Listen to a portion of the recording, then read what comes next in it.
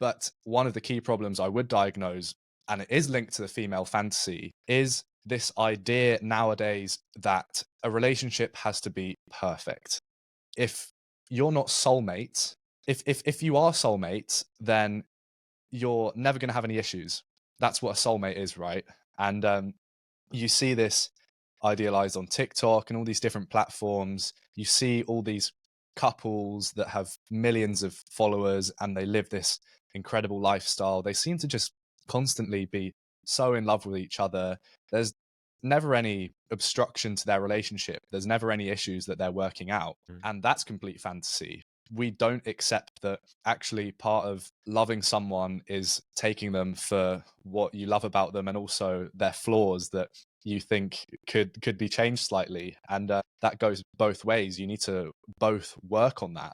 So I think that's a huge cause of this bifurcation of men and women going different ways, whether it's politically or just socially in their relationships. It's because we're not willing to put the graft in and accept people for their inadequacies. And again, like, I'm preaching to the crowd here because I'm part of that. I know that that's true because I've experienced that. I know that I can download a dating app or go on Instagram, have access to pretty much the majority of the population that are on that platform, and see someone that's better looking, or at least online, because they probably altered their images, than the girl that I'm going on a date on. So there's always that, but what if I found someone that was better? But I've seen this girl online and I never have to listen to that girl online talk about how her cousin's barber's dog shit all over the floor and they have to clean it up. She just seems really interesting, but we're not shown the reality of these relationships. And I can guarantee that if we were, there would be a lot more arguing than you think. And you see this reflected in people like, I don't know if you're familiar with Joe Fazer, but he's this massive fitness influencer in the UK. I love his content. I've grown up on it. He's only like a couple of years older than me. He makes a video every time he gets a new girlfriend, sort of showing her off to the internet. He's clearly really encapsulated by her and is desperate to show his audience because, you know, he's done great. He's pulled a fit bird or whatever. And it gets portrayed as this perfect thing. The months go by, they're training in the gym together, and you're like, I wish I had this. I really want what Joe Fazer has, or whoever this other influencer's name.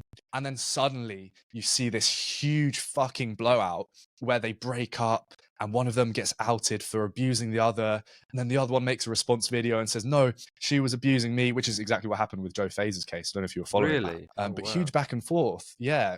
And you're like, wow, I would have never expected this because all I saw portrayed online was this perfect fantasy utopia of a relationship. So you're completely right that women and men have these wild fantasies that seem to run off on themselves. And I think there's a magic in having that and having access to that too. But we just need to be careful about taking it too far, for sure.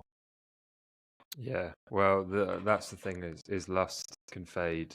Not even lust can fade. It's the flame of love will eventually will burn out. So yeah, I interesting one. I watched a bit of his podcast with Ruby as well.